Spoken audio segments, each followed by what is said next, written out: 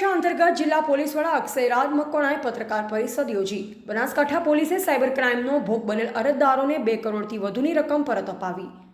Cyber fraud બાબતે સાવચેત રહેવું અને ત્વરિત પોલીસનો સંપર્ક કરવો તેવું જિલ્લા પોલીસ અધિક્ષક શ્રી અક્ષયરાજ મકવાણાએ જણાવ્યું। હું બનાસકાંઠા પોલીસ અધિક્ષક અક્ષયરાજ આપ સર્વ મીડિયાના મિત્રો મારફતે જણાવવા માંગુ છું કે આપણા બનાસકાંઠા જિલ્લામાં પણ સાયબર ક્રાઇમની ઘણી બધા ઘટનાઓ બને છે।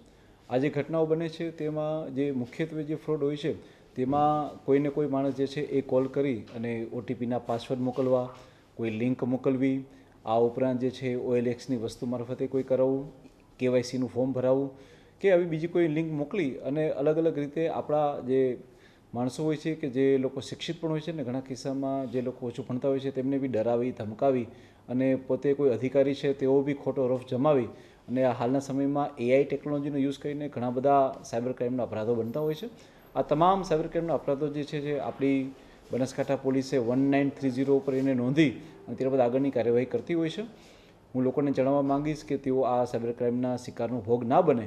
આપણા બનાસકાંઠા જિલ્લામાં અત્યાર સુધી પોલીસ દ્વારા આવા લોકોની રકમને રોકી અને 2 કરોડ જેટલી માતબર રકમ જે છે એ લોકોને પાછી આપવામાં આવેલી છે।